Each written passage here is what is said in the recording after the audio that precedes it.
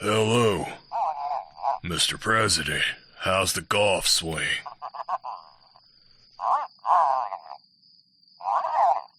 Sir, you know I'm retired. Well, who the hell plans a field trip to a place like that? Alright.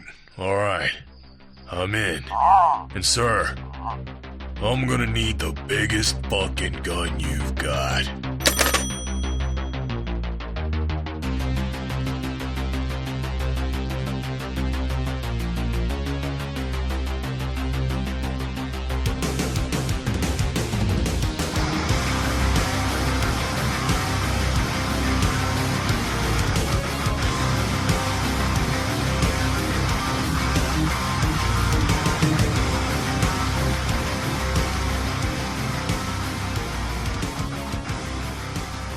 Oi! You know what me mum told me? What your mom told you? My mum told me to take my time. Don't live too fast. Troubles will come, but then they'll pass. That I'll find a woman, and then I'll find love. And don't forget that there is someone up above. Because I'm the beekeeper. Yep. He's a simple man in this movie, dude. Yes. It's just a simple Oi, man. Living I'm a just a simple simple- life. I'm just a simple man. That's right. Oi. We've done changed the name of it because it now has to be an occupation. That's, It does. Well, this movie's the first movie I've seen in a while with him that isn't an occupation. right. Yeah. Yeah. What's going on, everybody? Welcome to B Action, where we put the B back in action. I am one of your hosts, Charlie. With me, as always, is Dustin. Say hello to the people, Dustin. Say hello to Ed Statham. Ed Statham. Next to Ed Statham is our silver fox, Mickey. Say hello, Mickey. Hello, everyone. How you doing? I feel like I got a bit cockney on my accent there for a second. Fucking Sean Connery over here. Hot shingles, you say. Mr. Statham. Station. Oh, that's right. If you haven't figured it out, we are doing a Jason Statham movie, and you're all probably like, what the hell? This is B Action. I thought we were supposed to be like in the 80s and 90s. I went and back and checked the books because I even was kind of thinking that. I'm like, never once have we said that there's a cap on the year of movies we're going to cover. And I was like, aha. Well, there are what I consider more modern B action movies. They're not the huge blockbusters, Transformers, Fast and the Furious, all this other stuff, but really, really good movies that not a lot of people are talking about. And so I know of a little movie called Homefront starring Jason Statham. It hit theaters, disappeared, went, onto DVD and all that stuff for home viewing afterwards. And everyone forgot about it. And, obviously Jason Statham is kind of still considered a household name, because he's been in a lot of huge movies, and He's having a resurgence too, man. Like, Yeah. especially after Beekeeper. And I think he's getting back to this type of roots, which is what I love, which is why I was like, you know what? We're going to cover a more modern one. We're going to do Homefront on B Action because it is a B Action movie. I have a trailer. Let's hit this trailer, and then I'm excited to get into this one. So here we go. From writer Sylvester Stallone. And my name is Gator Bodine. If I ever catch you cooking again, I got a 5-gallon can of gasoline I will happily pour down your throats. Dad, why'd we move out here? It'd be a good place to start rebuilding. Whatever you're thinking, we thinking. Why did that happen? Yeah, I'll deal with it. It's a damn undercover cop. I don't want that narc messing up my business. Let's take him out. Stay down here. There's a man with a gun trying to get into the house. Maddie, run! Let go of me! What the hell's going on here? They're gonna kill him. Here's how it ends. I'm really scared. Trust me, I'm coming. Homefront, rated R, starts Thanksgiving. Mickey Bodine. Yeah. Look, that's not the only thing they say in here that kind of, There's two. ruffled some feathers. When they say Appalachia, I'm like, Dude. all I right, wanted to punch all him. right now. You So I must thought not about be that. from round here. The Bodine thing didn't bother me as bad because I was like, there are like NASCAR racers like Todd Bodine, like he goes by, Yeah. he uses that. So I was like, this is pass. I ain't worried about it. But I will say, James Franco's Southern accent it was pretty bad. Like sometimes Yeah, he tried. I'm not going to Yeah, say he it's the tried. worst one ever. And it's, he was still acting well. It was just the accent was like, I mean, this is Louisiana too. So I almost give them a Yeah. little bit more flexibility on the Appalachian comment where they say, Yeah. I hate when they go Appalachian. Fuck off. Okay. That's our word. And it's Appalachia. Okay. My wife has a sticker on her water bottle that has it like out pronounced. The in, cha. like, The cha. Yeah. Yes. Them's fighting words. Okay. It's like, You know what? that's what's going to make the South rise again. Okay. Is everyone keeps saying Appalachia. All right.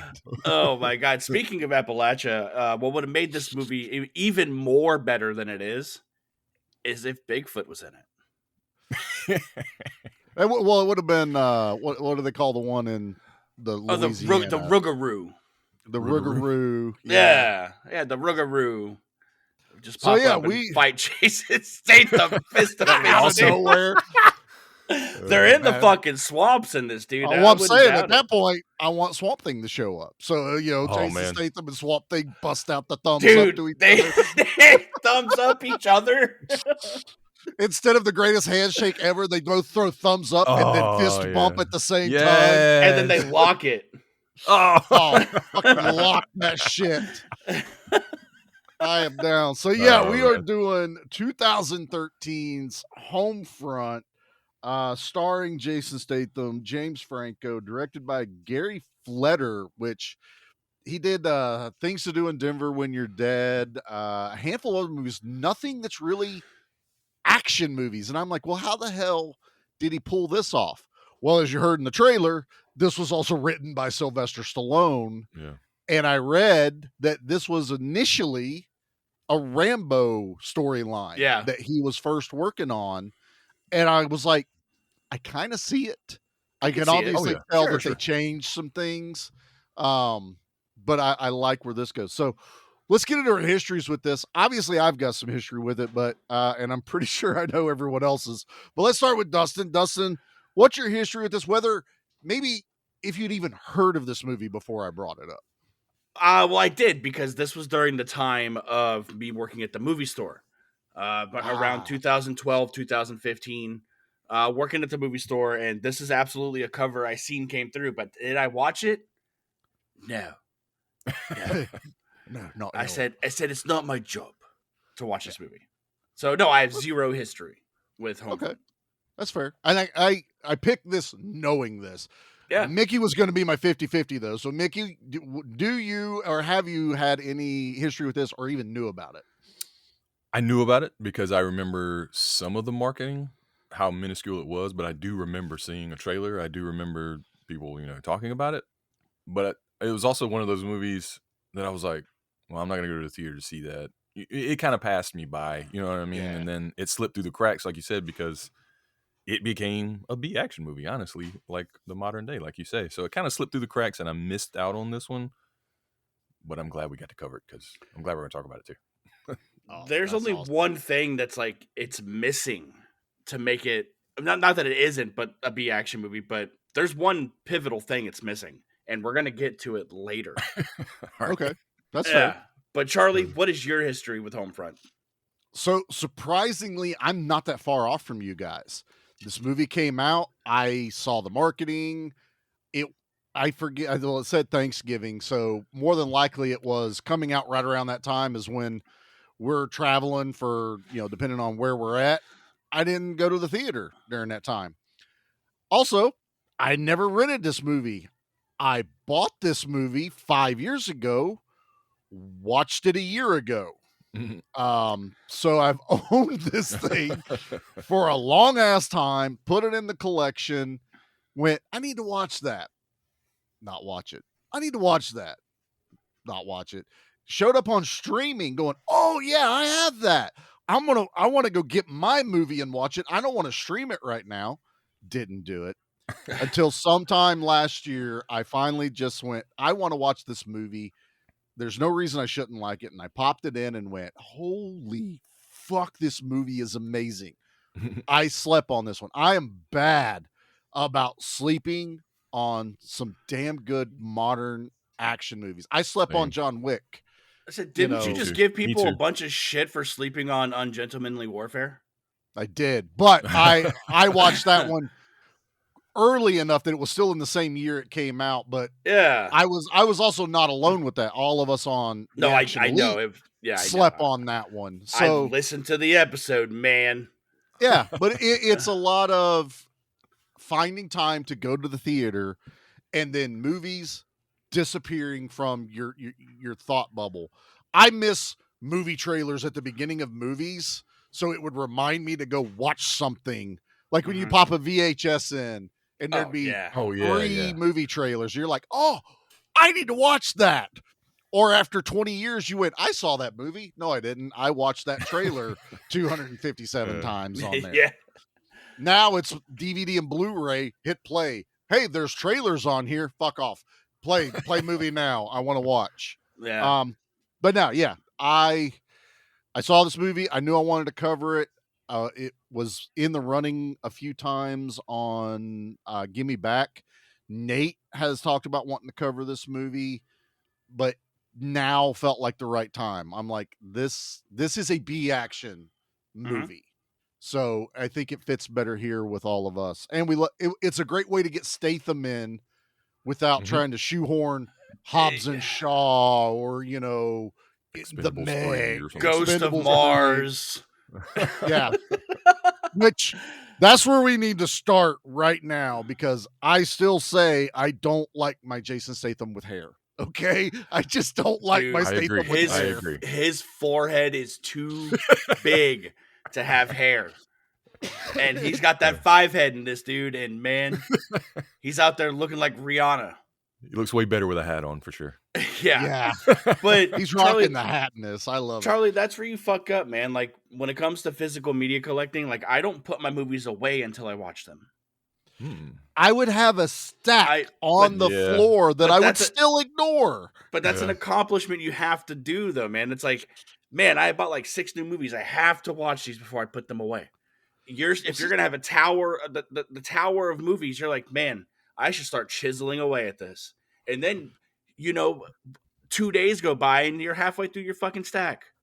Look, sometimes I've learned that it's like an Easter egg hunt. I go and I'm like, I feel like watching a movie, and I go into my stack. I was also, and look, I know this is gonna tear some people down when I tell them what I did early on in my collecting was, fuck this, I don't need the case. I bought sleeves to put all my DVDs in because they all go in a drawer in my wood shop.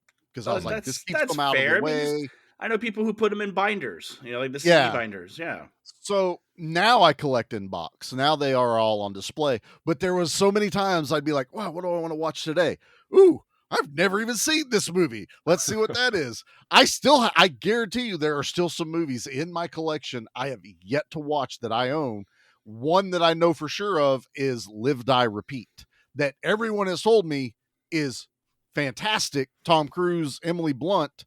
And I need to watch it. It's still in that drawer waiting for me to find it again. That movie fucked me up because when I worked at the movie store, that was the first time I ever in my life encountered a movie changing its title from theatrical release to DVD release. Yeah, I can't even remember what the other title of this was. It was called it's Live, Die, Repeat, Edge of Tomorrow. I remember it as Edge of Tomorrow. It was called Edge of Tomorrow in the theaters. But then they added the Live, Die, Repeat.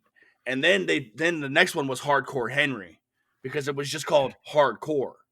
I remember that. Yeah. But you need to watch fucking Live, Die, Repeat, dude. I do. I just happen to know that that's one in my collection. I have not popped into the DVD player yet to watch.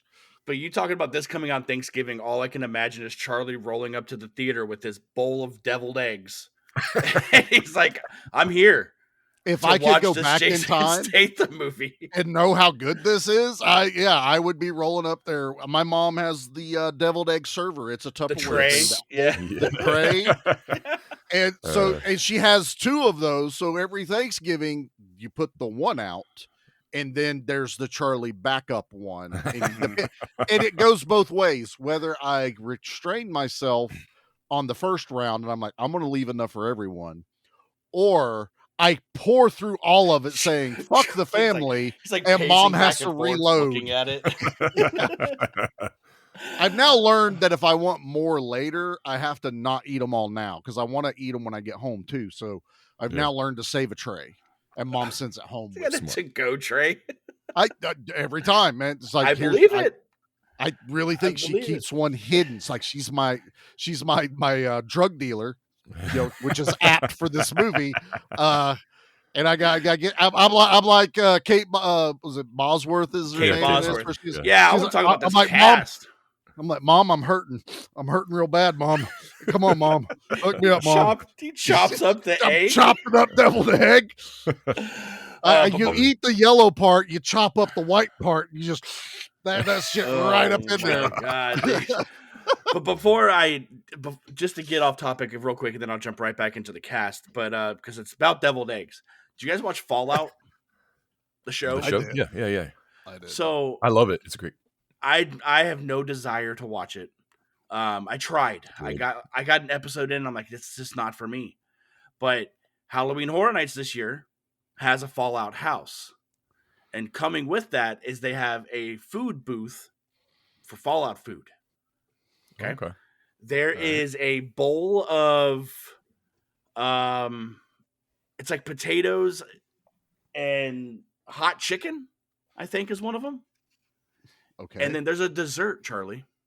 What's the dessert? You would think it's deviled eggs. Don't fuck with me. No, I'm being serious. What are they called in the show, Mickey? They're like jelly. What is it? What are they called? I don't remember. Oh, well, it's a gelatin that tastes like coconut, and the yellow whip is like pineapple.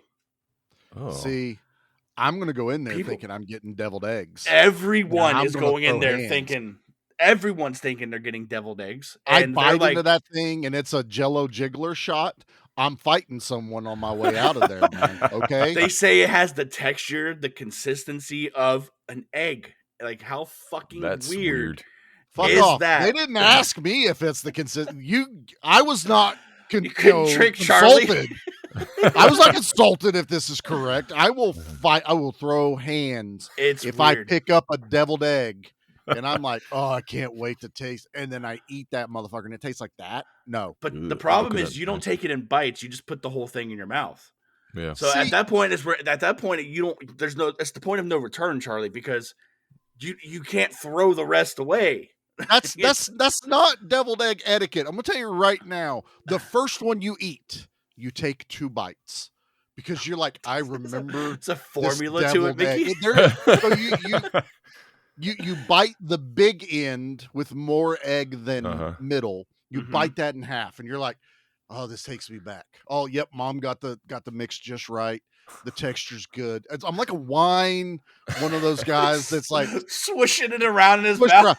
You don't spit it out though, because that's sacrilegious. Then the second bite is more yellow, less egg, and you're like, oh, now I'm really picking up the paprika. Oh, I'm really picking up that. Oh, she used the good mustard this year. Oh, it's fantastic. Dad must have got a really good bonus. And then after that, it's one shots. Just one shots as it goes Charlie down. folds the plate in half and pours it in his mouth. Like Homer fucking Simpson. I love how this has turned into the deviled egg talk. But yeah, so going back to this movie, man, because you brought up Jason Statham and James Franco, like that is the tip of the iceberg for this cast, dude. Yes. Clancy Brown, when he pops up, I'm like, God, and just had a movie with him over on Flicks and Friends watching Highlander. Seeing the range of him, dude, it's just phenomenal. And then, of course, he's Mr. Krabs, man.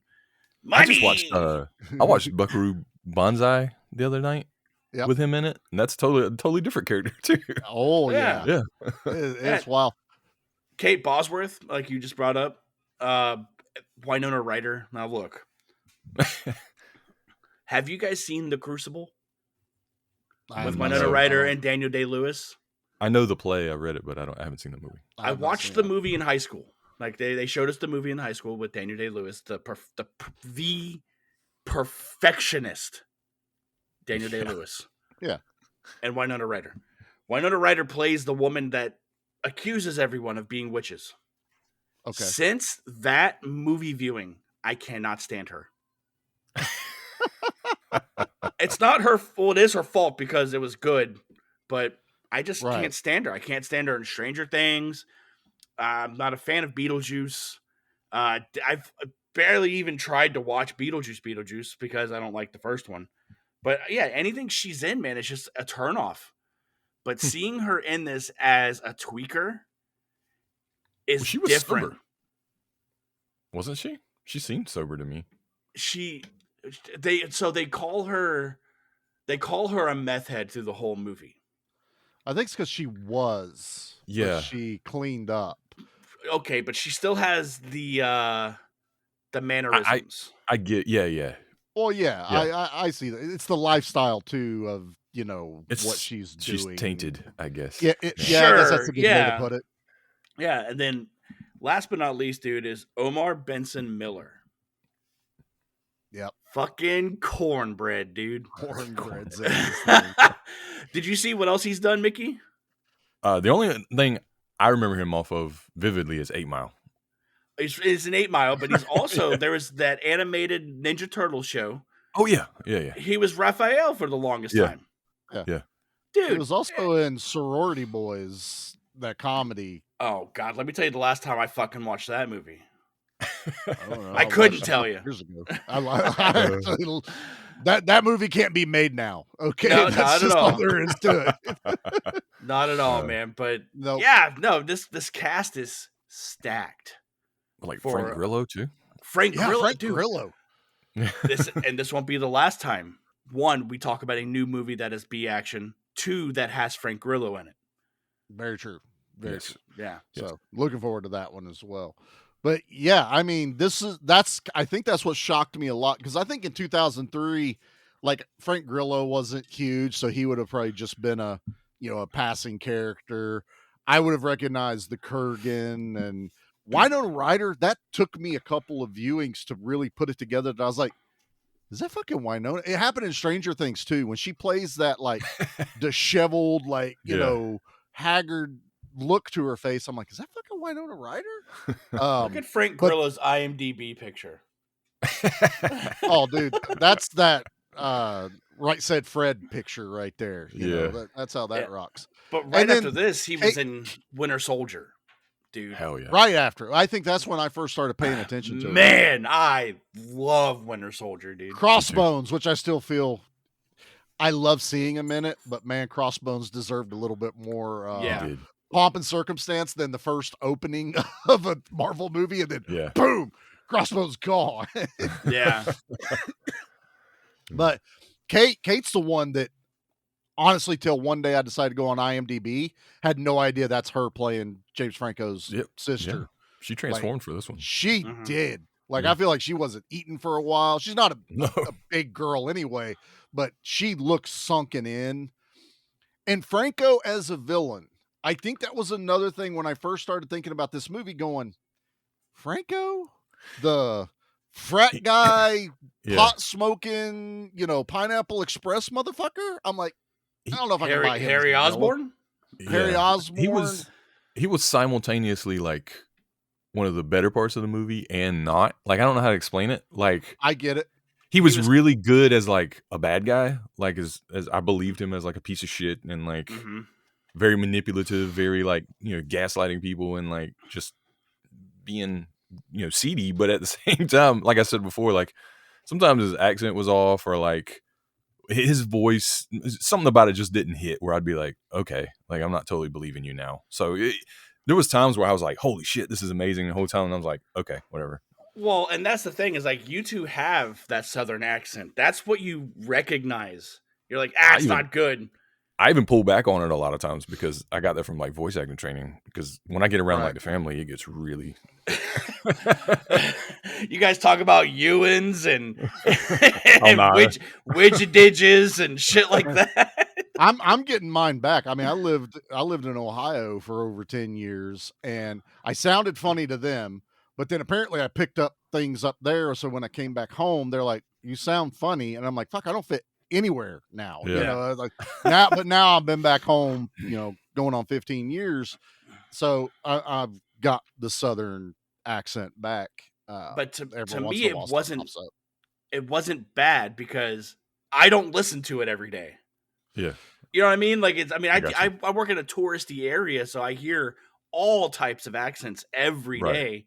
Right. But I didn't think it was bad, man. Like I attribute it to also that it's Louisiana, and you can run into 5 different accents depending on what part of Louisiana you're in. I have family in Louisiana, so don't think like Charlie's just like, oh, you just know. No, you're not wrong. Like, no, I've got family there. I'm glad he didn't try to do Gator Man. Is that what you don't know nobody on that boat, man. Get on that boat. Shoot him! But they're going meth, man. But having like the 5 different types of accents, like I'm surprised he didn't try doing the French Southern accent, dude. Like that would have been like. The hard target, Jean-Claude Van Damme. Yeah, yeah, dude. Wilford Brimley. Yeah, I'd make a jackrabbit slap a bear. That's always so good. Who taught you how to talk? The Minions.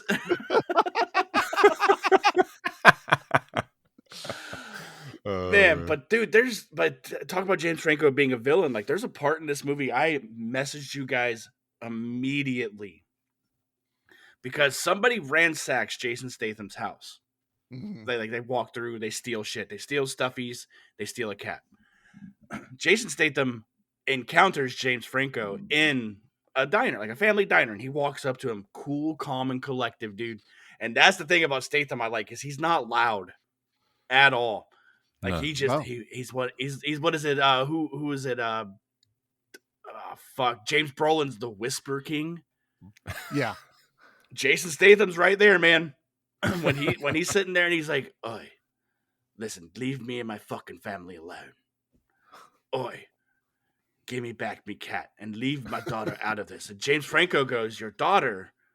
I'm a bit lost." And Jason Statham goes, "Then let's get you found." I'm like, "You motherfucker, dude. That is some cold ass shit to say to someone's face, man." Yeah. And let alone Statham doesn't look like a not intimidating dude. No, like he looks fucking intimidating with and without hair. Yeah. Dude. But man, like Franco, I really dug him as this sleazy ass, someone who gets away with so much shit in this town. Bad guy. Oh, I really 100%. dug it. Especially when he busts up the kids making their own meth. Dude, that was kind great. That was one of the better parts of him. Yeah, like I think, Mickey, I get it. I think there's times he has that intensity, but it's still kind of calm. But then he has that explosion every once in a while when he's talking. Yeah. And that happens in that scene. I think there's times it just gets a little disjointed. Yeah. Because in that same talk with Jason Statham at the diner, he gets a little too playful with what he's trying to say. And he gets that smarmy kind of look to it, and I'm like, "That's he also smokes crack, Charlie." He kind of had that Spider-Man 3 vibe where he's like, "It's good pie," you know? Yes, yes, that is it. But that's the arrogance of his character in this town, is he can say this marmy shit, and nothing's gonna happen to him, dude. Because we see it at the end of this when Jason Statham gets his hands on him. Yeah, it's no contest, dude. It's no fucking contest. He's not like a fighter, really. He's kind of like a intimidating. Like it's guns, or he gets his goons to beat you up, kind of. Right. Yeah. What? Goons? And I think that's a good play. Well, he uses the goons, dude. Statham just fucks them up the entire movie, dude. Tweedledee and Tweedledum over there. They roll in. Yeah, and that's another thing. Like Statham kind of. it doesn't bother me that he has an accent at all. Like I was like, okay, this guy's an Interpol agent, basically. Like, Yeah. okay, fine. But the problem, he sticks out like a sore thumb in this town, and that is the point. That is the point of the movie, right? Like, everybody's like, this he's guy's driving like, a new truck. He doesn't look like anybody in that town. Yes. Dude, he's got like he looks like he's trying to fit in, so he's got like the shirt that's tucked into the pants, but it's like too tucked in. His And his pants are flannel tucked into shirt. his boots. It's like he looks like a tourist trying to fit into the local Yes, environment. Oh, yeah. But that's Oh, the yeah. point, too. You know what I mean? Oh, sure, but that's like Yeah, what Charlie was saying. Like, imagine that being John Rambo, a larger Yeah. than life man trying to fit in this small town. Yeah. Which I see the parallels. Like, why? I really do. I think they. Yeah. I think they added the daughter thing to this movie, but if you kind of take the First Blood, I think is what he was really trying to get back to. If this was going to be a Rambo vehicle, is going back into a small town, trying to start his life over, and probably gets into it with a biker gang or a drug gang or something Yeah. like that. Because I see a lot of Last Blood where they pulled a little bit from this, a little bit from the Rambos. So, like I said, when I found out Stallone wrote this and that's what his intent was, I'm like, I get it. That totally fits everything I'm seeing. But I'm glad, actually, even though Last Blood's not a bad movie, it's still not Rambo to me, of where I expected the character to go. This, though, I kind of just like this being. This was another reason I like the B action angle of this. Is this is a one and done movie. There's no need to have a franchise behind it. This is. I kept looking back at like Brian Bosworth and Stone Cold, and a lot of those kind of just boom. This movie's out. Never going to revisit it again as far as the a sequel. But that movie's badass. Mm-hmm. That's what Homefront felt. I'm like, yeah, this was good. Good ending. I don't need anything else. There's no son of James Franco gonna take revenge or some dumb shit. It's a beginning, middle, It's end. Dave. It's Dave Franco comes running in against Statham. It's Statham's daughter now, and she's beating the shit out of Dave Franco Oh the my whole God. movie. But to your point, like this character in this movie of Jason Statham isn't like a memorable character. Like the Transporter had a look to him. Crank had a look to him. This character in this movie is he's a simple man. Yeah, he's not Chet Chelios. Okay, I can remember the name Chet Chelios because of the Crank movies. Mm-hmm. This one, I could sit here without looking at IMDb going, the fuck was his name again? What? I know his last name starts with a B. Yeah, it starts with a B. It's Broker. It's Broker. And it's Josh Broker, I think is his name, or John Broker. He's got several aliases from his like Interpol when stuff. James Franco's looking through his file that he stole, he gets his actual name. By the way, that was something I was like, was Interpol really going to let this man just keep confidential records in his Louisiana basement, like with lattice work? Like, there's nothing there. All that was like, should have still been locked up. And also, you guys are going to flip. You want to know what Broker's first name is? I just looked it up. We are so fucking off. Oh, it's Phil. Phil. His name's Phil Broker. Phil. I'd want to be called Broker the entire movie. Yes. Yeah, well, they call him that the whole fucking movie, which is great. But man, I want to talk about the beginning of this movie. Yeah. We enter in good opening. With fucking So Fresh and So Clean, the Outcast team, pulling up with their 1% neck tattoos and their cuts and shit like that. I mean, the main dude who was in this, the president of that club, Danny T, was his name? Yeah, Danny T. Yeah, Danny T. Did you read up on him? He was an actual Hells Angels. He was a Hells Angel, yeah, dude. He was the real fucking deal, dude. A real leader of, not just a member. He was like ran one of the chapters, I think. Mm-hmm. Yeah. So I've dealt with that. Like I used to work at a car cafe down here called Ace Cafe, and it was a world renowned like motorcycle spot, like over in London. Like it started over there, like 3,000 plus motorcycles would show up, and we knew going into opening it here that we would encounter Cuts and Colors, and sure as fuck we encountered Cuts and Colors. And I've seen so many patches out here, man, and I've not seen things. Yeah, I don't know what you're talking but about. but knowing that this dude is like the real fucking deal is scary to see, because that is their lifestyle, man. Like it's exposing what they actually do. But Yeah. Statham rolls up with that fucking wig on, dude. Oh my god, dude. And it is the worst. It's I like told you somebody's I don't opened. like. It's like somebody parted the curtains and the sunrise is coming up, man. It's like, oh, jeez. I don't want Statham with hair. I don't know what. I don't know. He's not trying. He's still got his accent and everything too. Like he's not trying to hide it. No. I don't know who in costuming was like, let's not try to hide his forehead. Okay? Like, let's Dude. not get, like, they start the hairline midway through his head. I'm like, come on, man. Like, do the man a fucking solid and just cover that up, dude. He's about 6 inches from a Hulk Hogan. If you've not seen this movie, picture Nicolas Cage in Con Air. That Yeah. haircut almost, but not as slick More forehead. back. Yeah, way Oh more my- forehead. But yeah, it's right around there. But I do like this. I like a good movie with a good cold open. That he is part of this biker gang. They're checking out this drug den where they're actually making the drugs. Statham's on the phone making the deal for the transportation. But all during this, we're watching cops outside set up for this bust, for this like huge deal. And being movie guys, we already know Statham is an undercover guy. We don't need to be told that. Yeah. We know what we're watching in this movie. Oh, Statham's the bad guy apparently, and James Franco's the good guy? No. Statham's an undercover agent getting ready to bust these guys. This opening is the end of an action movie. Yeah. Like, this is so damn good. There's a car chase in the first 5 minutes of this movie versus a motorcycle. It's badass. That was awesome like too, how- because he lays that motorcycle down. That was awesome. I mean, he's like shooting all these Another slot- hard target moment where he's, Yeah. all he needed to do was stand up on it for a minute and then shoot at the car. He does it. But yeah, like, look, we get it. We're in Louisiana. We have to make hard target references this entire movie. I like how there's a callback to that though at the end, because at this point, like the cop that he's helping is like, there's an agent in fucking pursuit of this bad guy. Okay, Yeah.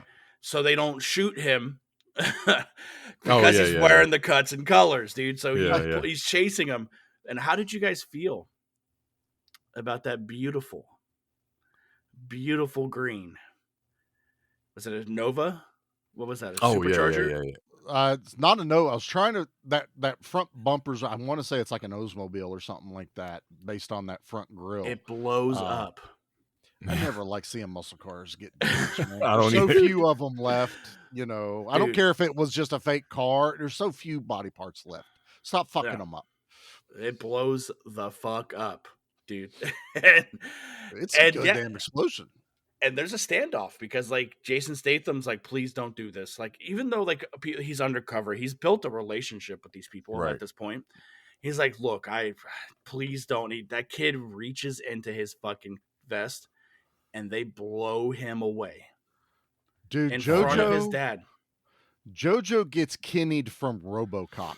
in Yep. this movie. Yep, turned into Swiss cheese. Yeah. All in camera. Like, Mm-hmm. it's not like other lesser movies would have just heard the gunshots and you're looking at Statham's face as it's happening and then maybe a quick shot over.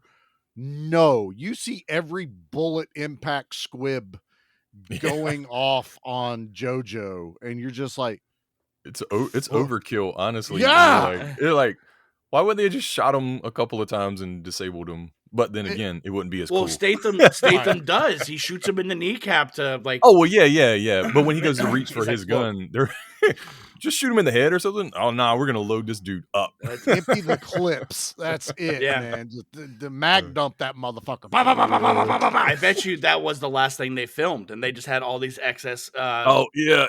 All the excess squibs. gotta and use it all. bullets. Yeah, That would be they great. spent the money on it. How awesome would it be that they're like, we're going to film this movie, but Jason, we need you to grow some hair. But Jason Statham's so fucking manly. He's like, all right, give me 2 weeks. And that's what fucking walked through the door 2 weeks later is this version of Jason Statham. But who's gonna tell him it looks fucking funny? No one, Nobody. and that's why it's in the movie. You look great, Jason. Let's roll it. Let's just roll it right now. I love it. Dude. But man, Jason hands over Danny T and he walks away, and the cop goes, "Hey, don't walk for me." And Jason Statham goes, "I resign immediately." Wait, if he'd had a badge on him, he'd have threw the badge. It was that moment of this action movie. That's what it reminds me of, is the fucking Hulk Hogan moment from Assault on Devil's Island. Yeah, definitely. Exactly. Almost the same haircut, like Mickey said. Golly, dude. Dude, but then, then this bully ass kid, and I felt bad after. Like, he was a dickhead, sure. Right. Yes. But seeing what he has to grow up with, I'm like, I get it. It's like you said it too. You said that kid in the Hitman, right? Like, Same deal. That same vibe, right? Like, this environment, that's the way he was nurtured, and it sucks. And while this may be Louisiana, that type of lifestyle's everywhere. Right? Oh, yeah, I believe it for sure. I believe it. Yeah. But Charlie, he sits there, like the dad walks up to Statham behind his back. Whop, whop, whop, whop. Dude. He was okay. He was not gonna. Nothing was gonna happen to him until he called his little girl a bitch, and then it was like, ooh, okay. I'd bet me too. I was like, hit that motherfucker right now. And I love that this whole movie is wrapped around this one moment of the little girl standing up for herself, standing up to the bully, bloodies his fucking nose. She also does a swift little kick if you watch real quick. Like she does what? She learned from Cynthia, didn't she? She learned from Daddy. Daddy, like, I'm gonna teach her to kick some fucking ass. And she asked twice. Kick. She's like, I asked twice. He didn't give me my hat back. But everything from this movie is from this one point of these two kids getting into a playground disagreement and scuffle. And it just had to be with the fucking baddest crackhead bitch of the town that everyone knows. And when she comes to the school, the Kurgan has to be at the school too. Dude, he's got his fucking claymore with him. Fucking safety pins in his neck and everything. But slice her head off. We'll talk more about him later on, but like, I really like his character a lot. Dude, I like Kurgan. But there was some things at the end that I want to talk about. We don't have to do it right now. When we get there, no, that's fine. That's fine. I will expand on them. Yeah, Dude, I love Clancy Brown in this because they're like, we need the sheriff here because last time there was a problem with her. She threatened to kill the principal. And I'm like, then why do you allow her on property? I don't think there's any stopping her from getting on property. Because of who her brother is, nobody's going to tell her no. I don't know, dude. And that's what we learned. Yeah. It's because of the family. She's got a mouth on her. And I feel like she could still back herself up. Like if another woman or man not got fighting in her Jason face. Statham. I think that was she's a got much. she's got crackhead strength for sure. Exactly. Picking up cars and shit. Dude, I'm telling you, when she gets on the juice, it's like, I guarantee she goes for the eyes first. Waffle House Wendy? Dude, Waffle House Wendy. She's the one that caught that chair and just set it back down. That's exactly what that was. But obviously she's got a weak ass husband because she can control him. But he gets forced. I feel so bad for that guy sometimes. I did feel bad. He's a piece of shit too, but like still is like, man, nobody deserves this. He didn't want to go against Statham. He's not a piece of shit because he's sitting there. He's doing what she's telling him to do, which is the bad part. And then he stands up later. He's like, hey, stop giving my wife that shit. Right. And James Franco is like, no. Okay. I'm like, well, fuck you, dude. Like, this dude is trying to do the right thing by his family, but being belittled like that pissed me off so much.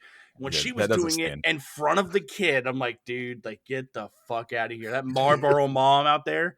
That kid in the back, like, don't cuss, mommy. I'm like, oh my god, man! Just James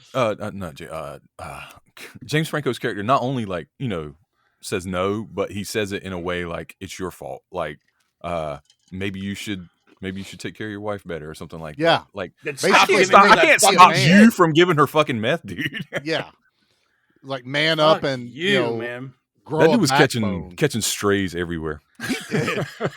He And got that one moment when Statham does come to apologize to him, and you're like, and even you could, a good actor for this dude that plays her husband, because you see that where he's like, oh, this fucker that kicked my ass is apologizing to me now. Yeah, all right, I can't wait to go home and tell her that he came and apologized to me. That moment. But then when Statham goes back after he gets jumped, oh my and he God, makes dude feel cat. like he's 2 inches tall again, and the cat. It's like, you're gonna give my damn cat back today. You Not a can hair tell untouched. that dick is an innie, not an outie anymore. That's how shrunk in that dude. Oh got. my God, dude. The gas station scene. That was love great. this. That's the best one. That's the scene that made me decide this is a B action movie. The last time I watched this movie before I told you guys we were doing it, that scene right there, I went, oh yeah, this fits our show. That right here. He's sitting there minding his own fucking business, pumping gas. And you have old fucking Uncle Ed over there trying to start this generator. Ain't got no gas in it. He's sitting there trying to start this generator. He goes, just help yourself, dude. I'll be there in a second. No big deal. Fucking Tweedledee and Tweedledum roll up. Yeah. And they're like, hey, we need gas. I would be madder than hell if they stopped my gas pump at $12. And that big ass Ford, that full size. You know what I'm saying? He goes, I'm not done, dude. And they flip that switch, and Jason Statham goes to put his arm around him, and then flips the switch back, dude, right in front of this dude's face. After he says, "Let's step over to the side of the fucking building." Yeah. Nope, he'll do it right here. He'll do it right here in this tight ass space, which is best. Yes. Oh my God, dude, he fucks them up without even denting his truck. And then Uncle Ed walks up. He goes, "Is there a problem?" And he goes, "Nope." And he goes, "All right." And he runs away. Dude, the intensity of this fight in between wild. The trucks and the pumps. Like, there's a headbutt thrown. He knocks old dude. But my favorite is the giant motherfucker that's as big as me. Yes. Is like coming up to him. And somehow Statham kind of like leg sweeps him, but also kicks him at the shin. Yeah, but first he puts his fucking head through the window of the truck. The truck, yeah. But he does that. But this one, he does through the head. So this guy's stands back up again. He almost leg sweeps, shin kicks him. This dude's legs goes under his own truck and head cracks the asphalt. That stuntman deserves a raise because I felt that impact in this movie. Fucked up. Yeah. I went, ooh. Oh, dude. There are two moments, 3 if you count JoJo's death, but there are 2 moments in this movie where stuntmen get fucked up. And is it the same guy? Is this the guy that catches the Die Hard to the head? Is this the same guy that was sitting in the fucking hangar when the hangar exploded? Could have been too. Same fucking guy. And this is also what I love about some of these movies is he's not just killing bad guys. You know what I mean? He's beating up bad guys. He's beating up bullies is what he's doing. Which one is it? Is it on No, it's not on Deadly Ground. It's the other one. Fire Down Below, Steven Seagal at the hardware store. This fight reminds me of that, where it's just a bunch of these henchmen type goons coming up on Seagal, and you get this kind of fight right in the front of it. And, obviously it's Seagal. Can I laugh in your face? Just setting this up and beats the shit out of these guys. But I was just like, that's the shit I like. Yeah. I love this kind of, this vibe. This is like Roadhouse almost, in Red's, it's like a bar auto fight. parts store. Yeah. Yes. I love that shit. It's a man movie. This is good. But man, you have first guy get his shit rocked. And if I was there with him, I'd be like, all right, sorry, man. Let's pick my friend up. We're out of here, okay? I'd have picked him up, thrown him in the bed of the truck. I wouldn't even got him in the cab, and then just got in and drove away. I just seen what you did to him. I'm good. Okay. Yeah. Thanks, man. Oh my God, dude. But man, this fucking we're getting to the point where James Franco breaks into Statham's house. Yeah. He's creeping around. He steals this little girl's stuff. He steals Winston. Luther. Or Luther. Luther. I was thinking of Winston from fucking Yeah. Pet Cemetery. Yeah. Yeah. He Yeah. steals Luther, but then he goes on like this little hunt to like find Luther because the daughter comes out like later in the night and is like, hey, I can't find him. Yeah. How loud do you think it is out there? Like in the country? Oh, Pretty there? loud. I Yeah. guarantee it's loud. There's With the crickets. frogs and there's everything? Yeah, frogs, everything, there's- the ambiance, right? Yeah. yeah. Would you hear a cat caller? Once you're right up on it, but not. But he Yeah, wasn't, yeah. dude. He was Yeah. over there. But I like that calling card because at that point he knows somebody broke in. I was really worried that cat was hanging in that tree. I I was like, please not. I was like, if so, Oh it's my fucking God. on. I was like, This- please don't show me this. This is what I fucking hate when people fuck with cats. Okay, I hate it. And that the first time I watched this movie, I'm already going, well, James Franco, I fucking hate you to death. Well, then it's not that, but I was also like, well, the collar's gone. Did he kill the cat? To put everybody at ease, we find the cat later. Don't worry, the Yeah. cat is Yes. there. But the relief In I my had, favorite of- scene of the movie.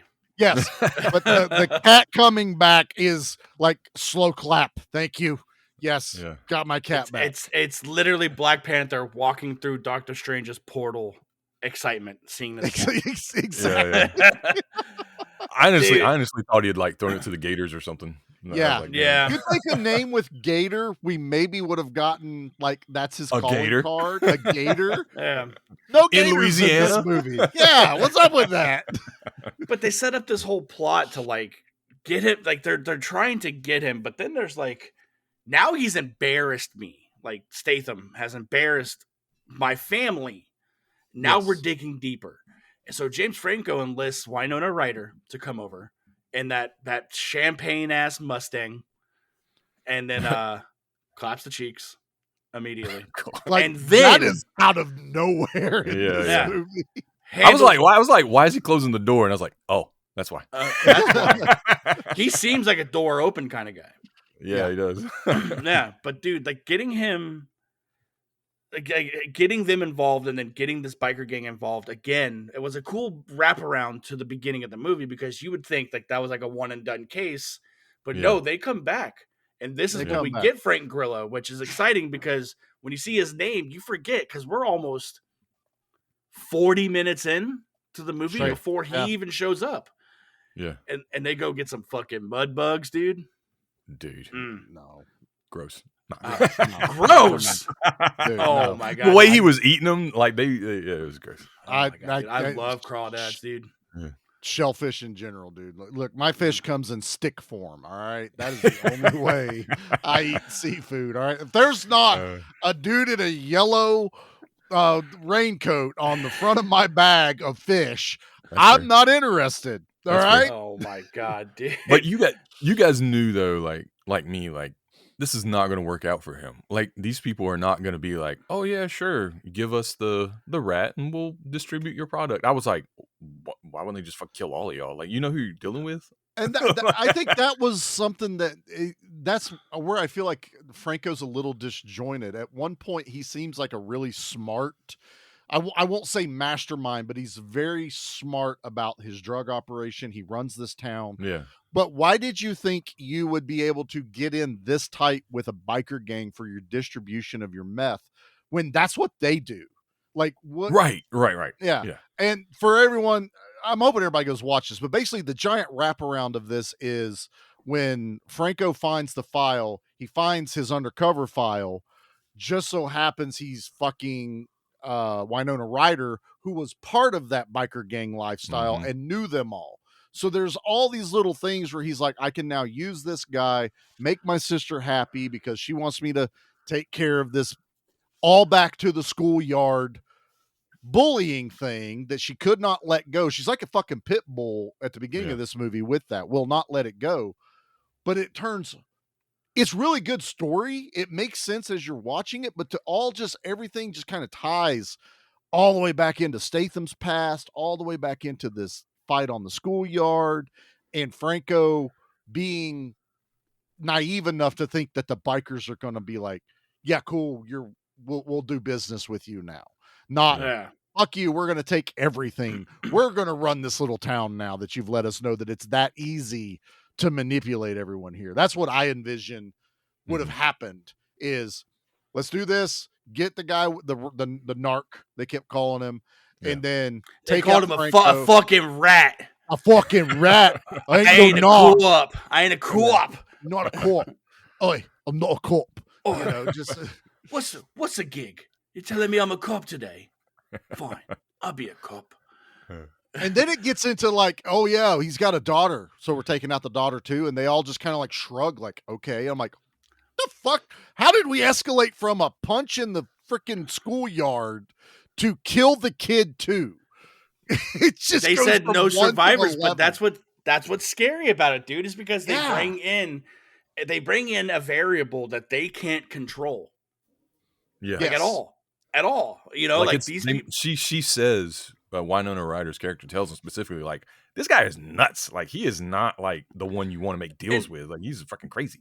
And they bring it up, like you just brought up the fact that she was in this gang. She affiliated herself with the gang once.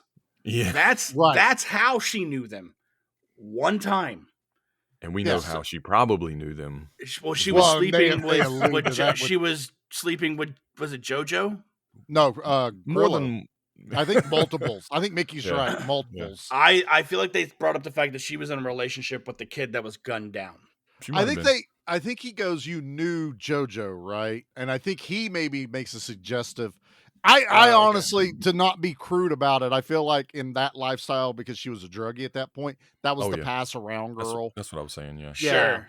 And that's kind of, and that's why she's so terrified to get back involved in this. Yes. She got clean, she got out, but they dropped this too, that it's not that she's just a girlfriend to Franco. They're partners in this endeavor that they're doing. Even Franco says it, we're partners in this. So she's manipulated a lot.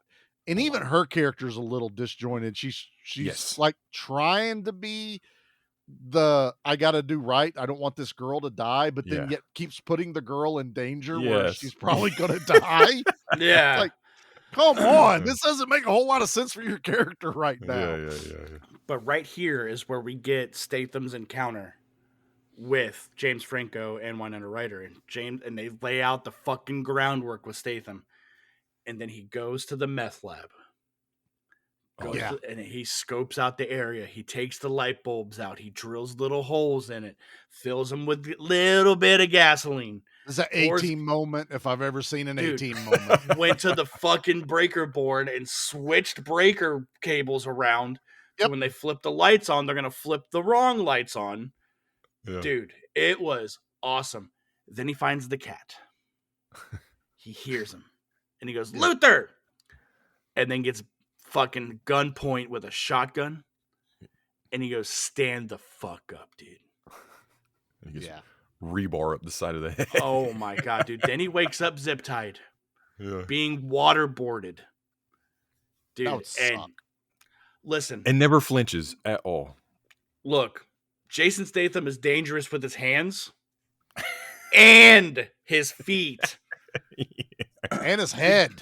Yeah. Dude, he kicks the shit out of these guys with literally his hands tied behind his back. Yeah. I love this trope. I have always loved this trope. He steps on that dude's ankle. Oh God, dude. Gross. Oh God! He puts his hand. He turns on. Was it a bandsaw? Like he turns on. It was an angle grinder. Yeah. Oh, it's a grinder. I don't give a fuck what it is. He turns it on and turns his back to it to cut off these. That was scary. I was nervous that whole time. I was like, please don't cut your hand. Oh my God, dude! And then, but once he was free, it's like a caged tiger coming out of the cage, man. Like that. I'm surprised he didn't flex and you didn't hear like his arms cock, dude. Okay, hold on. He should have took the flannel off. This would have been the perfect time to take the flannel off, throw it down, and go. Let's go. Had like the wife beater tank top on underneath it. And, he's just the muscles. And he looks at him. He goes. Yeah. taps his hand. He bolos them, dude. He just tells them to slow down. Straight up Yeah. bolo. Hold on. He's like, slow down. We got this. But dude, this fight intensity, and this is the second oh fuck moment that happens that he picks up a fucking car battery by the handle and swings it like a fucking I don't know what Like you would it's call nothing. like it's a chainmail fucking boom little mace into a dude's face. Yeah. And I'm like, that guy's dead. I don't know anyone living after that. I messaged you guys. I'm like, did he just smack that dude in the head with a car battery? He does. And he pauses and just kind of looks at him for a second. But we have a lot of car batteries out here. That suck to move, especially if they don't have a handle. But even with a handle, swing like that was a big one too. That wasn't like a normal car I think it was a boat battery. Is what it was a marine one, which is basically like a big truck battery almost. And he swings that with it was nothing. no effort. It was a bag of Halloween candy. It just boom, Exactly. bitch, knocks this dude the fuck out. Gets done with this fight.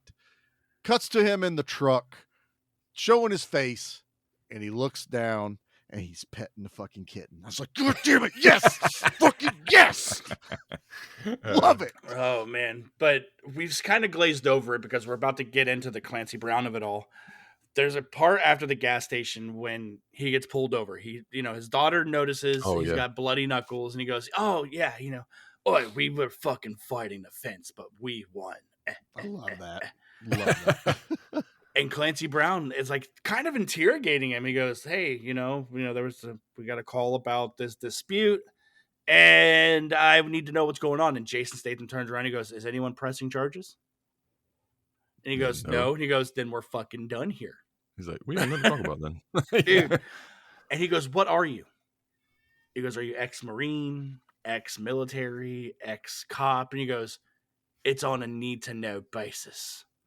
And you don't need to know. Yeah. Golly, dude. He hits him with another one, man.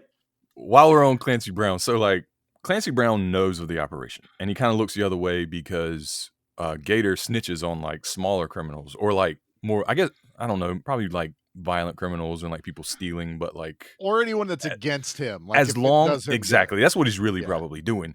As long as he's kind of helping the cops, they kind of turn a blind eye to his operation because I guess he's not hurting anybody. He's just cooking, but he's actually doing a really bad thing for your community. But anyway, right. So Clancy Brown's character is like really, really complicated because he is a good cop in a way. Like at least in a lot of his actions in this movie, he's a good cop. Like he's good at what he does. He cares. Like he doesn't really want anything bad to happen. Like he's trying to keep the peace, really. But he is just that little bit of crooked that like bothers me later on in the movie because nothing comes of it. Really, you know what I'm saying? Yeah, I think that's the complexity they're trying to add to this character. I do like though, because we're getting to it, where Franco's setting up his own alibi so no one thinks he's involved in what the bikers are going to do, and he hands the Kurgan, Clancy Brown, the Kurgan, Officer Kurgan. He pours him some whiskey in a red Solo cup. in a cup, and Clancy knows what's up. Like the sheriff is like, I'm not going to fall for this shit. Something's happening. And he like pours it away. But you're also, Mickey, to your point, how many times have they done that before? And they shared a whiskey in the middle of the street, like James Franco knew it was his favorite. I'm like 99% sure like he doesn't like Gator at all. Like I get that. He's just trying to be like, well, I don't want like a full blown gang war in my town, and this seems to be working right now because it's peaceful.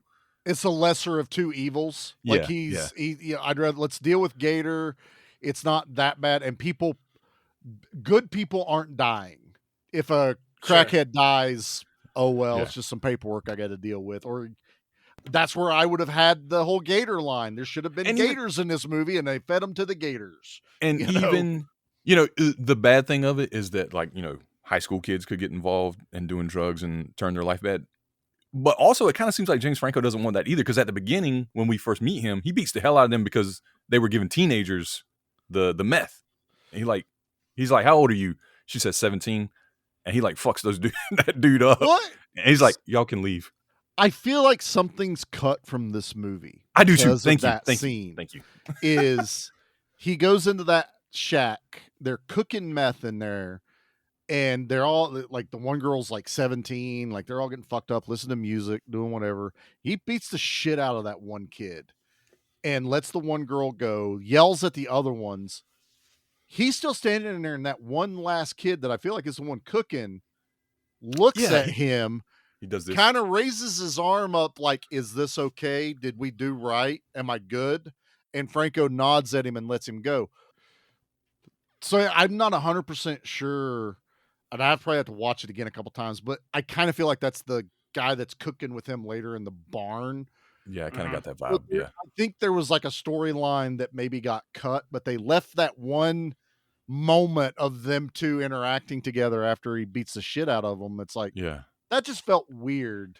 Like he's getting rid of the small competition or something. Well, that, and I was like, I wonder if that kid was just trying to do his old thing on the side, and that was kind of like a warning. Like, That might be a good way to. I don't know. you don't cook for yourself, you cook for me. Again, when I'm watching the movie, I actually don't give a shit. But because we're sitting here talking about moments, you're kind of like, that would felt a little weird. Like something else was happening right there. And thinking about it too, like he kicked the shit out of that one kid, but let the other kid go, and then the girl. That was the other thing too. Yeah, those could be returning clientele at that point. You know, like he's just trying to start. He's gaining traction of customers. Yeah. Of people who know like he's the guy to go to. And putting the fear of God in them, like, you don't fuck with me. It was exactly. And I think I like that the movie almost, because I remember the first time watching this, at this moment, we don't really know what James Franco is doing in this movie. So it was like, well, wait, is he like just trying to keep shit down in his own town, but he's a little bit rougher about it? Because it doesn't say he cooks. It's almost like there's feel that he has meth and that he has a meth lab of his own, and you're like, oh, that makes sense. Yeah. He had a meth lab of his own. I was gonna say, Dustin, you said something perfectly that I love this little nugget, and I mentioned it earlier that Statham is not going out to kill people like most action movies. Except the battery. He switches to breakers, and it seems like, what's he doing? Why is he messing with the breakers? It's so that when they turn the main lights on, when they walk in the barn, they're not in the cooking part of the kitchen where he set all this shit up. Yep. They're not going to die instantly when they turn the lights on. It's going to cause that. I mean, I don't think he expected that big of an explosion, but he knew that was going to happen. But I was like, he put enough thought into it. Is like, I'm going to fuck up this guy's operation, but I'm probably not going to kill him for it. You know what I mean? It's that burning the money moment in a lot of other action movies where the goes and burns the stash of cash. The bad guy finds out later, but that flipping of the breakers is always just kind of cool to me. That there's a little bit of thought. Well, it calls back to his training. Like how long? Like it's a 2-year gap from the motorcycle incident to this. So it's like, who knows if he'd done it before? But like going in there to flip, like if you walk into the room and flip the switch and it explodes, you're DED dead. Yeah, it's an insta kill. But if you're at the front of the building where they are and they flip the big switch, they have plenty of time to run away, and that's what happens. But man, I like that. I also like the suspense side of this because you keep waiting for it to happen. Like when somebody, because it happens later. Like he does this kind of midway through the movie. Long game is what happens, and then it's not till the end that this actually happens. Because for a second I was like, this is going to happen, right? You can't do all that and not have this happen. Exactly. Like, why did we do all this? This makes no sense. But that's another reason that I think it's a good setup to ensure for the story that no one really dies in this situation, but it gives a good beginning to the climax of the movie. Yeah. Well, and then this is where we get the infiltration of his house. Yeah, this is when from the biker game. Yeah.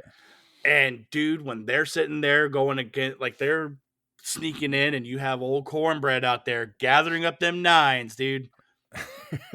Just being a good fucking guy. Yes. Good dude. He hears somebody and he goes,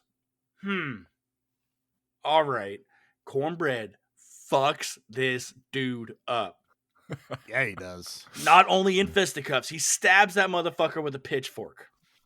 Pins the gun to the guy has a gun, like pins it to his arm. Oh man, Yeah. Dude, kills this man. Yep. And then goes to warn Jason Statham because at this point they're gathering up all their shit. He goes, "We gotta go now." He knows something's getting ready to happen. Like Statham knows. Well, shit's about it's to go because down. that guy texted him the picture of Winona Ryder's character, and then he knew that she's connected to the. Yeah, he has an. Gotta go. Mickey, did it make you mad that his contact back in the DEA said Bodine's name correctly, and no one else in Louisiana can say Bodine? Says Bodine. I picked up on that. I'm like, that motherfucker said it right. No one else in this movie said the name right whatsoever. I never cared till Mickey cared in the group chat. And I'm watching it going, oh, I get it now. But Mickey, there's at the door. Dude. And they open that fucking door up, man. Boom! Flies off this fucking porch, dude.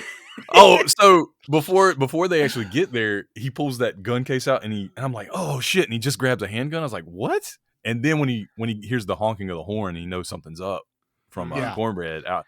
Then he goes back to that thing, opens it up, and picks that. I was like, yes, get the shotgun. Dude, I love a shotty.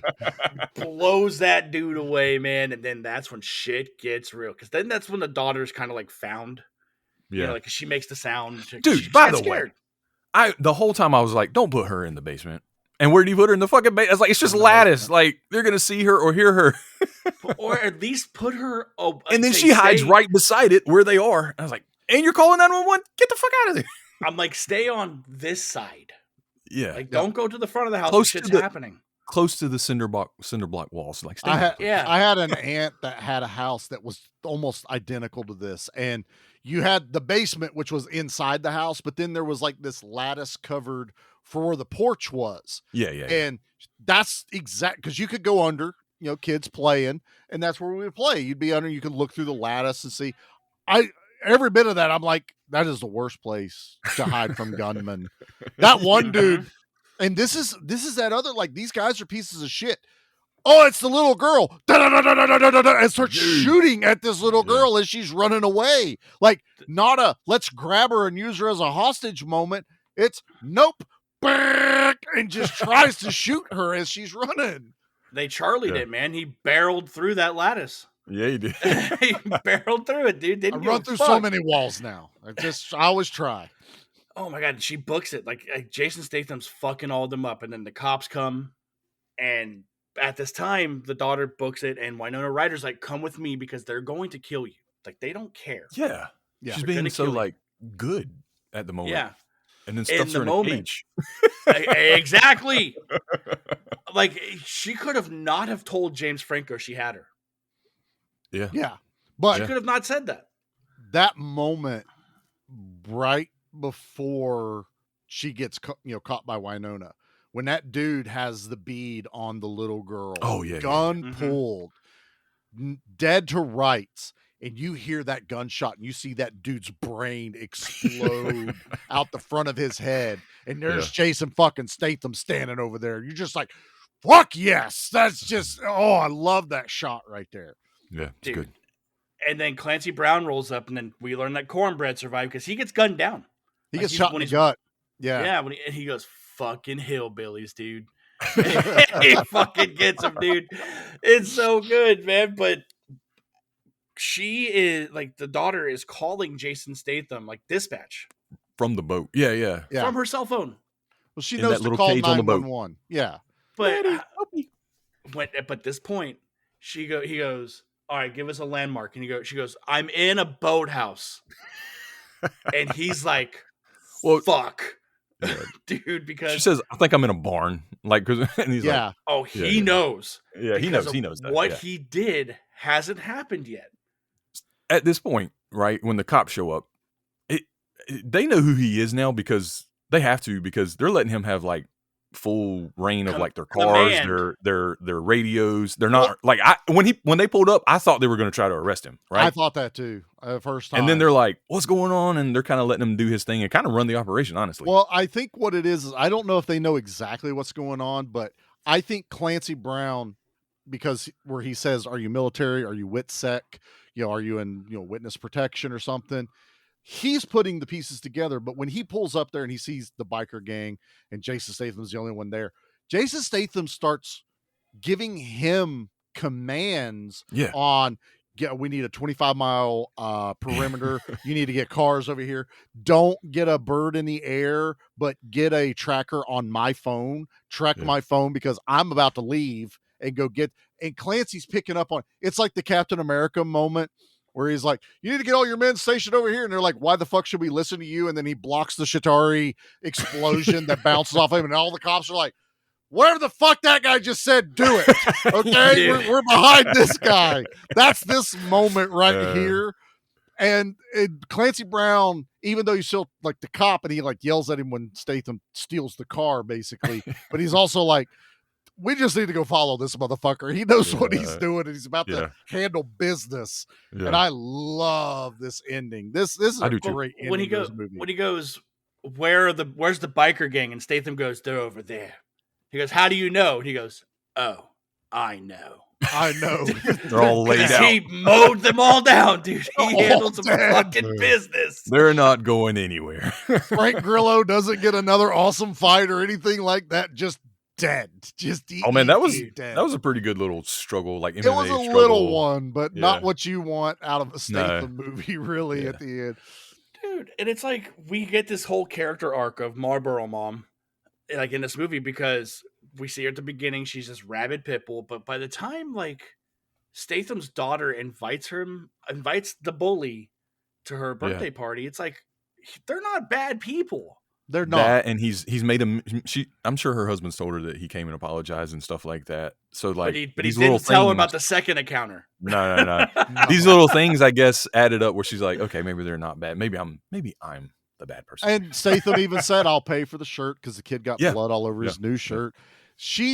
And I think that's the dynamic between where she's a junkie and where she's like this mom, because she had the chance to tell Franco, call it all off, but she was so hurting from the drug withdrawals, because that's when the husband's like, "Stop giving my wife this shit," all this other stuff. She never says, because it's right after the birthday party, she never goes, "Hey, call this shit off. I don't want anything involved here." It would have been too late for that anyway, because it was, which would have been it's already escalated. Yeah. I think it would have helped her character a little bit more, though, if maybe she has said, "Hey, this has to stop." But they're playing more on the drug thing, which now brings it up to she busts in because she hears all. I mean, it's small town. Everyone knows what's going on, so she busts into Franco's barn, and she's like, "The fuck is going on? I heard there's killings over at the Gibson farm, which is where Statham lived, and there's a little girl missing. Are you involved in this?" No, I'm not. I don't know nothing. I don't know shit. Winona Ryder's over there, doesn't know what the fuck to do with a kid. She's like, the kid fucking stabs her with a screwdriver or something, which I thought was awesome. And the mom hears the kid, and she goes into full mama bear mode to try and protect her. Yeah. Goes and grabs her, tries to drag her, past Franco. Franco's like, "No, this is my only leverage. Shit has hit the fan. I got to keep her." They struggle. Bit cliche, but gun goes off. And you don't see where it's shot. Not where it's shot immediately, but mom gets plugged in the side, and he freaks out, grabs the little girl, throws her in the car, leaves his sister to die, leaves Winona Ryder there alone. She's just like standing there like, "The fuck?" And he's like, nope, gotta save Gator. Gator's only here for Gator, okay? Gator don't fuck around. Gator don't play that shit. Gator's bitches better be wearing jimmies. That's all I know. That's how this works. Gator don't play no shit. And he takes off with the little girl, and now you have, the car chase with Statham in the cop car, gets her just after Franco gets by. I dig how you guys are digging on that green car, man. But I love these farm trucks That that Ford are in this. Bronco is badass. That Bronco Dude. is badass. Dude, like the farm truck that Tweedledee and Tweedledum are driving, Yeah. like the one that Yeah. Dually. the point Yep. point A to Yeah. point B truck, and then this fucking Bronco in here are so fucking cool. Like it's the abstract of that environment to seeing his brand new F-150. And that's the thing. She even meant the mom even early in the movie goes, "How'd he get that truck?" He's like, Yeah. "What the That's fuck are a you new talking truck." about? That's a new truck. What's he do to get that new?" It's not what's his job. What It's he like does- what's he done to deserve? Does he think he's better than us? That's kind of how that Yeah. happens. Yeah. She goes, what's his job? What's his What job? kind of jobs he got? What's his what's bank his- account what's look his like? job? What's his job? What's his job? Even Cornbread's got like a Yeah. 60s pickup Chevy. Yeah. You know, it's a cool dynamic.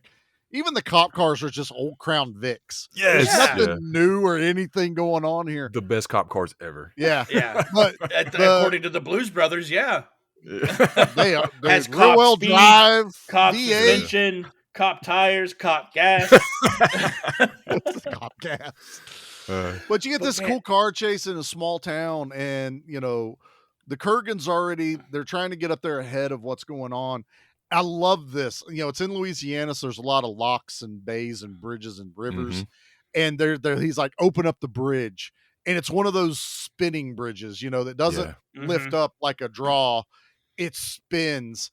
And Franco guns it, and like the cops are blocking off all these paths. He guns it and just gets onto the bridge as it's turning. And fucking Statham's like, "Fuck you, I'm going too," and clips it just enough, but causes the cop car to fucking roll and flip onto the bridge. This is my only small bitch in the movie.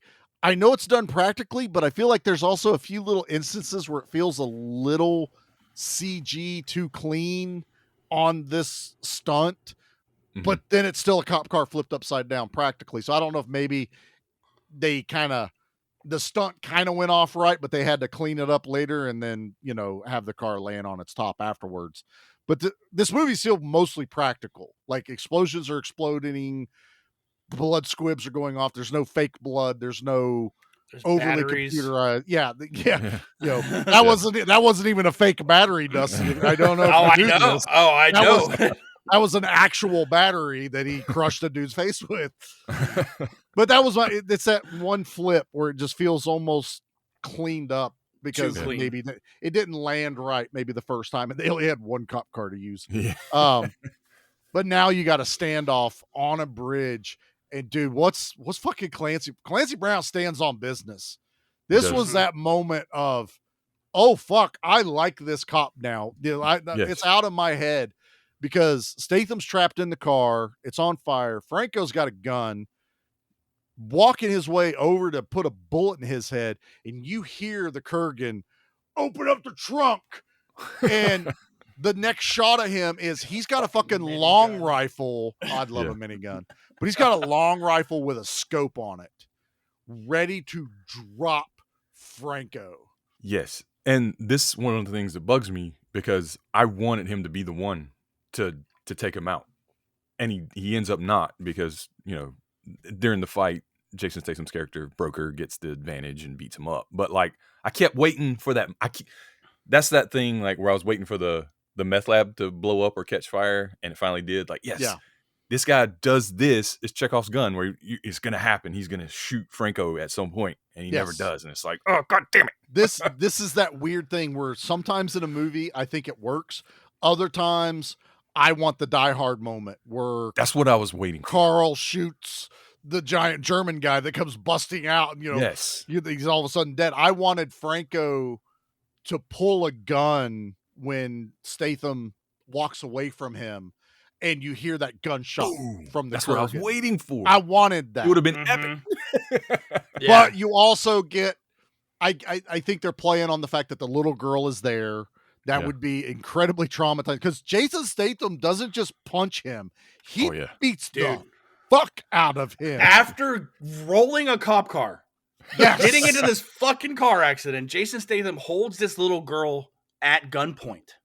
or Franco holds With the little Franco's girl. That's what I mean. Franco holds her at gunpoint. He's like, That would be a weird twist. Fuck off, Right. Franco. I got the little girl. Don't make me fucking do it. She's not really my daughter. She's really, and he pulls a mask off and it's Dave Franco. But dude, he fucking holds her at gunpoint, and then you just hear Statham gets out of that cop car and goes, "Oi, dick," and fucks James Franco up, dude. Yeah. To the so point where good. he's on the ground and he's just bludgeoning this dude in the face. Pulls a gun on him and he looks over, and the daughter's like crying profusely because of the situation.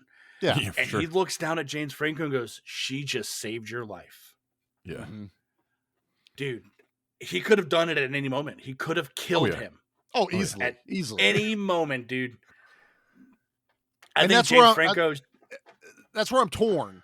Like, I like this ending, Yeah. but I'm with Mickey that I'm expecting the gunshot. I was thinking the moment where he was like, "She just saved you," and he walks over to his daughter. Franco's gonna get up with a gun or something, Jason or whatever, style.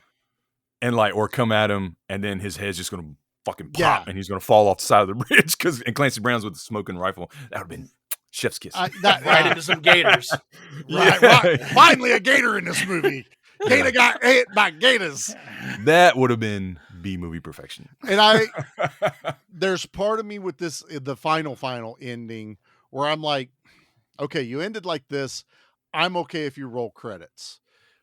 I almost feel like maybe they thought they were going to get a franchise out of this, because you get Statham going into the prison where Danny T, and he goes, Danny T picks up the phone to talk, and he looks up. I do like that.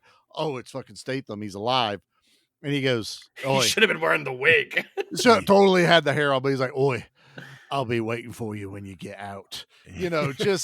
But I was like, I don't really need this. I would have rather credit roll. I don't need to know what happened to Danny. Danny T's in jail. JoJo's dead. The biker gang's mostly dead. Gator's, in jail. Maybe have Gator go to the same prison or some shit, which would have been a nice little flip. I think that's why it's so impactful that Jason Statham showed up, though, because he's like, what you didn't fucking work. Yeah. I'm still here, and I'm waiting. You can count on me waiting for you in the parking lot. Yeah. I actually paid a guard, and they're going to bring you out right now. So let's just take Jason this Statham outside. He's like, you know what? I just committed a crime, and guess where I get to go? Yeah, there you go. It was like the Hobbs and Shaw, where he's both him and the Rocker in jail. They're both, like working out across from each other. That's him and Danny T. He's just trying to intimidate him the entire time. He's like, "You just wait till I get out of this motherfucker. You just, oh man, once we hit the yard, I'm taking, you know how much a car battery weighs? Approximately 40 pounds. I'm going to go get a 40-pound dumbbell, and I'm going to car battery the side of your head." Dude. I get it though, but I did dig the ending, because it's like one of those things where it's like, he intimidates him because he's like, fuck. Yeah. Dude, and then hangs up that phone, man, and then we get those Michael Bay credits. Yep, totally. Man. But, all right, I think that was good. We covered this bad boy. I think it's time for us to get into the things. What do you say? Let's do it. Let's do it. Boss says we're dealing with John Mortis. Really? I heard he beat a guy to death with a toilet seat. What? No way. It's true. They also said he killed a man with a soft pretzel. Whoa. I don't even know which one of those sounds cooler. It's definitely the pretzel. All right. Yeah, I think there's a few to pick from here. So let's start with Mickey. Mickey. Okay. What is your favorite kill in Homefront? So I was thinking about this last night, because there's not a lot, but there are, enough for everyone to have one. So like, I don't know why, but we talked about the fight not being climactic with Frank Grillo, right? Right. But I did like that kill, because we go from Grillo having the upper hand, having like a triangle choke on him or something, and like you're like, oh shit, he's screwed. Jason Statham picks this dude up,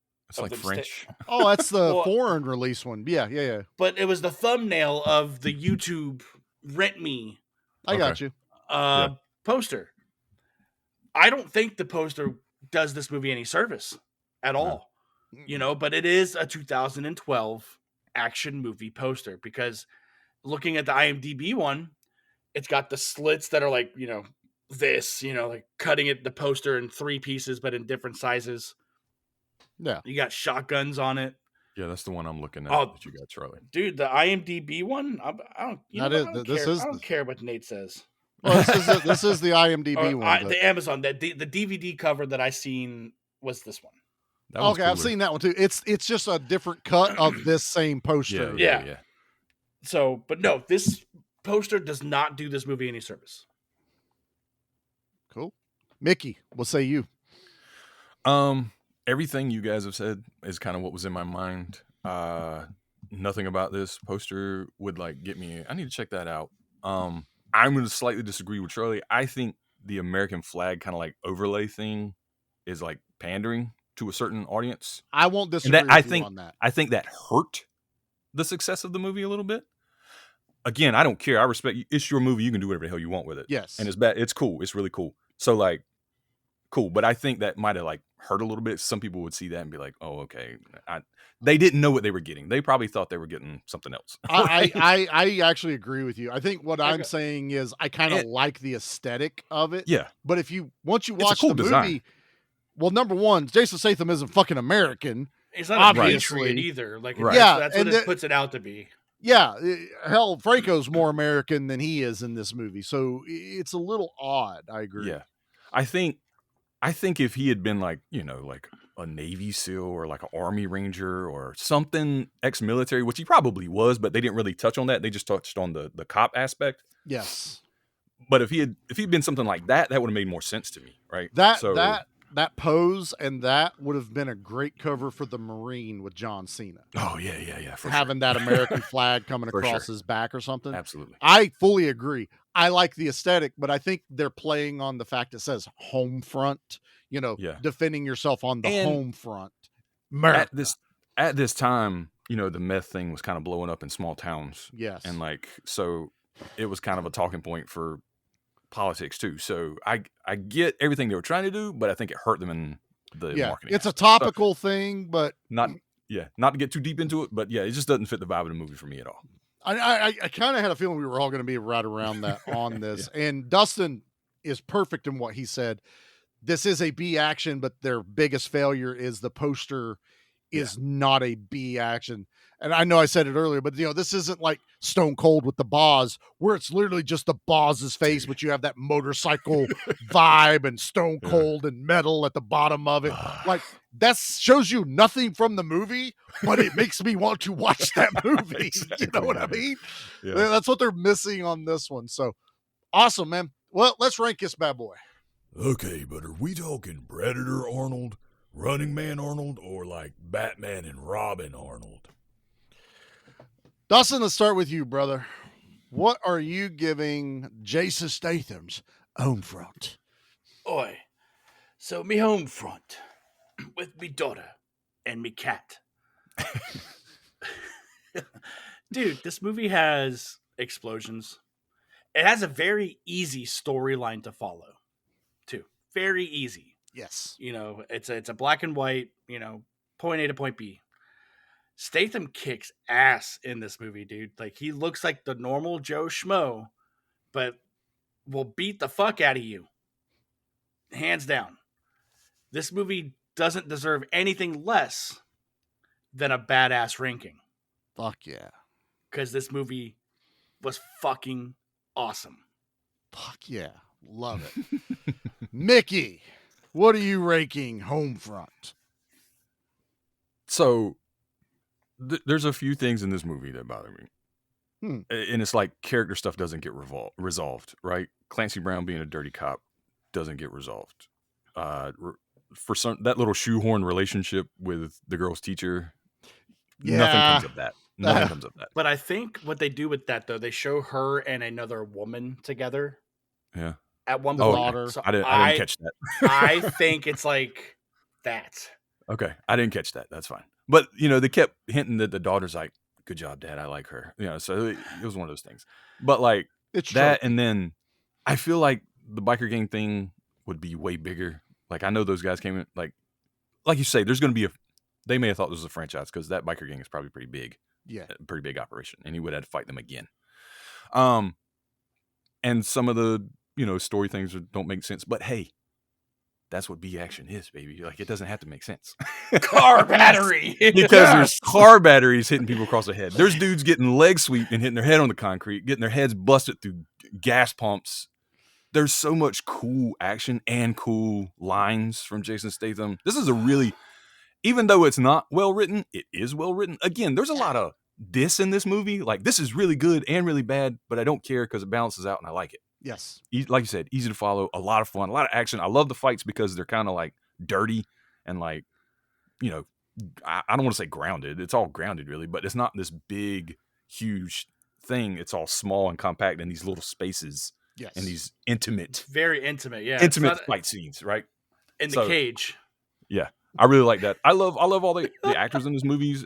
Actors in this movie are really good, very serviceable, very good. Yeah, man, this is badass, dude. Like I had fun watching it, and that's what matters, right? Like at the end, I was like, that was a lot of fun. I enjoyed myself. I watched it twice.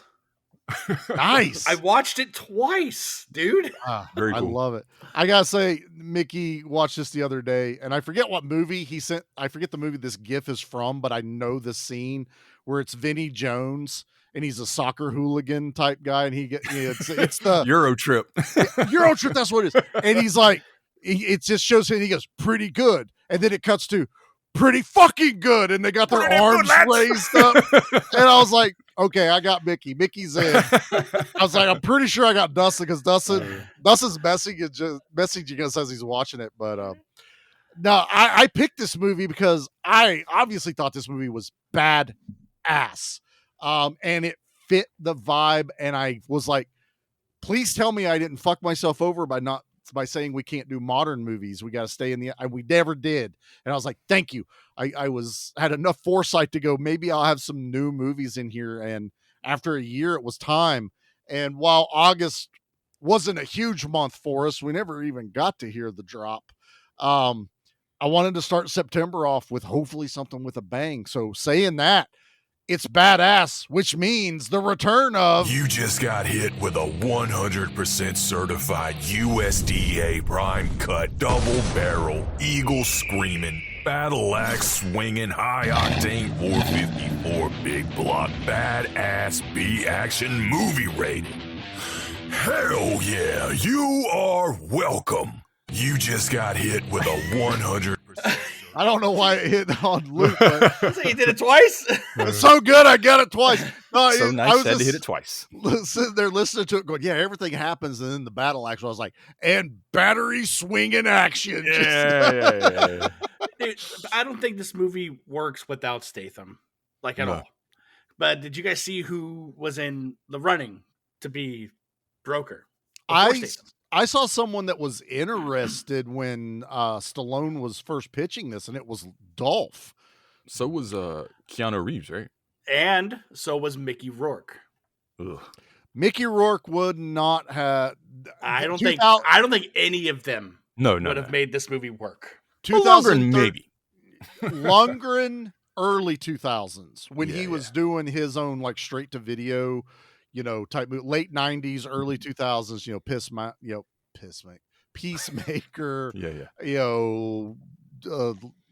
Dragon.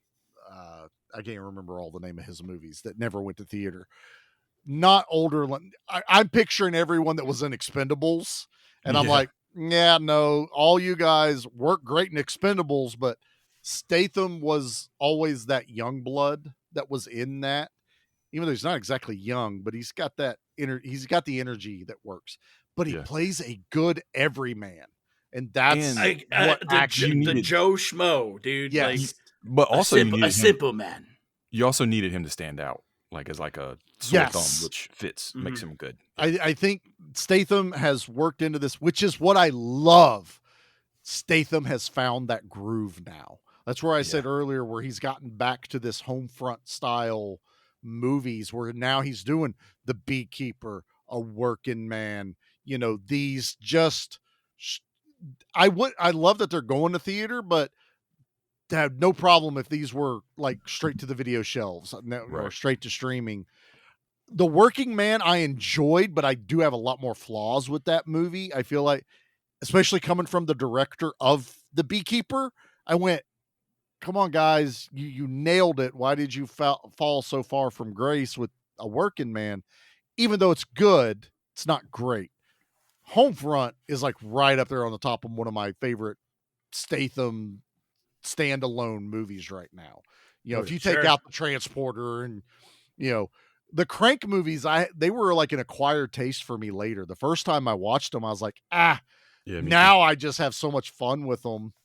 And the Transporter was just like, after he fought a bunch of dudes while covered in oil with his shirt off, I'm just like, who's this movie for? I don't know if this movie's for me. But Charlie's like, but I can't stop looking. Exactly. I don't know what I'm feeling right now. I love him. I love him in the Italian Job remake. Yeah, no, that's a really good movie. I love that movie. They make that joke in Hobbs and Shaw when he walks in there.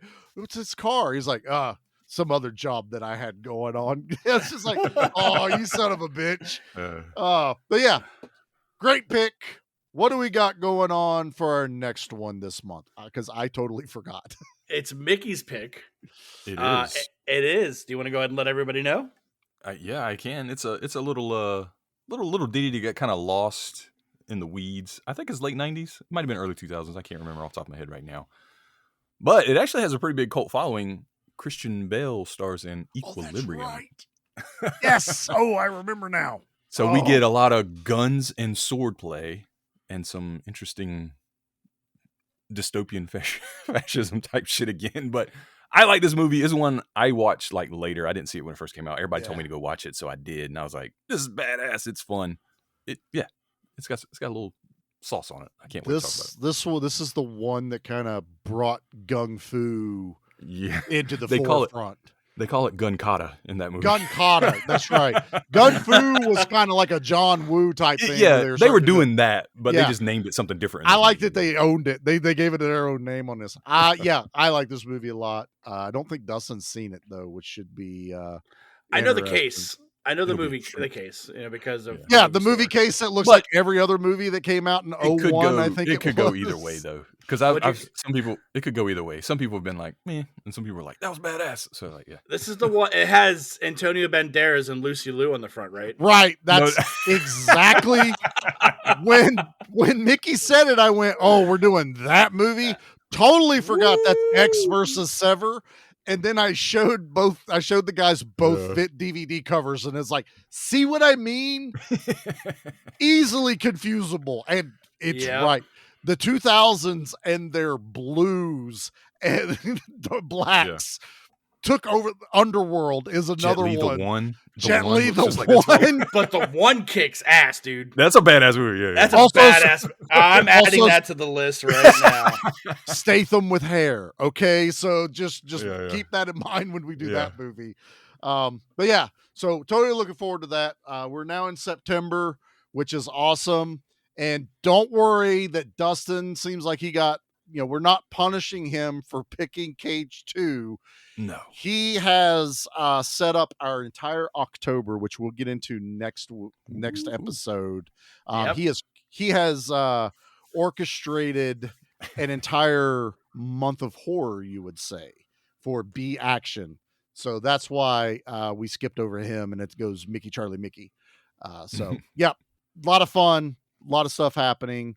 Anything? What's going on with Flicks and Friends there, D? Well, by the time this comes out, you guys had joined the Flicks and Friends for a little movie that came out around a couple years later than this, called Dread with Carl Urban. And needless to say, we all thought that movie kicked so much ass that we need more. Yes. So that's what I got cooking over on Flicks and Friends. Barons, we'll have put out another episode or the first episode of Dustin's birthday month. And by Dustin, I'm not talking about me in the third person. I'm talking about my co-host, Dustin. He picked a movie from his childhood called Don't Look Under the Bed. And that is a Disney Channel original, which one of the older ones. It's pretty good. I remember having nostalgia for it. But his whole month of September, I'm not going to talk too fondly of the movie we're doing next, but I hope he's ready for me to shit all over it like they did Project Metal Beast. Ooh, spicy. Oh, I hate the next movie he picked, dude. All right. Can't wait. I'm about to find out what that is here in a little bit. Mickey, what you got going on, brother? We will be smack dab in the middle of Cybertron September over on Play for Keeps on the Nerd Initiative YouTube channel. We're talking Transformers all September long. Yeah, Till all are one. so Yes! there you go. We will have already done G1 at this point, so you want to go back and watch that. And then our next episode coming out after this one will probably be Beast Wars and the Unicron trilogy, which was like Armada and Energon. Beast Wars was my shit, dude. We're gonna try and I grew up with Beast Wars. That's the thing. Yeah. it's a big topic, and we couldn't cram it all into one show. It just wasn't gonna happen, so we had to spread it over the whole month. So yeah, Dustin's reacting like I did when they did the Masters of the Universe month. So that's Man, it's really nice to I see someone love react Beast that Wars. good. And there will be a Bayformers episode too. So yeah, just stick to Can't get away from it. My only gripe about that shit, dude, is they made Soundwave a car. Yeah, And I'm like, dude, like Soundwave is my favorite. Mhm. And I'm like, he's got to be some type of fucking recording device. Recording device. When they made him a satellite after that, I was like, I'm like, cool. I'm fine with that. But they made him a car. But also, in Transformers, they can kind of be anything. They can be anything. They change That's a not lot what of them. Soundwave is. You just Triple wanted that changer now. giant boom box. Him and Blaster just sitting in the middle of a Radio Shack. Yeah, man. Pants off. Pants off. Yeah, you got to eject those cassette tapes, and that's where you get fucking Ravager from. Fucking rumble out there. Man. All right. They work on it. Yeah. Cool. So a lot of stuff happening. Give Me Back. Obviously, you're listening to that. We are in Pete and Nate's birthday month. So a lot of good stuff. You would have just heard our episode on dolls. Let me say, I don't know if I've gushed over a movie as much as I did during that episode. So fun. I love that movie.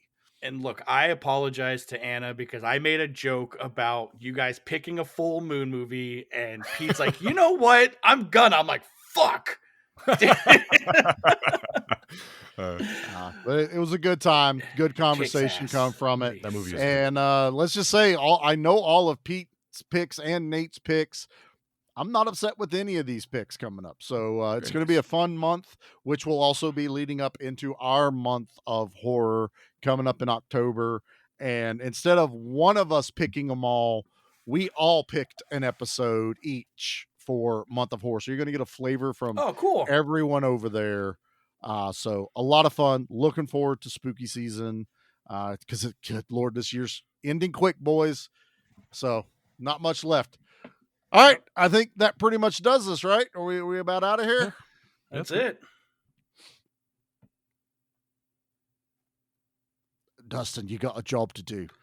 I got one job. You got one job to do. I was like waiting for you to put the drop in. I can't till someone does this fucking job. I say, I got a job. And my job is to tell everybody not to just watch action. Be action.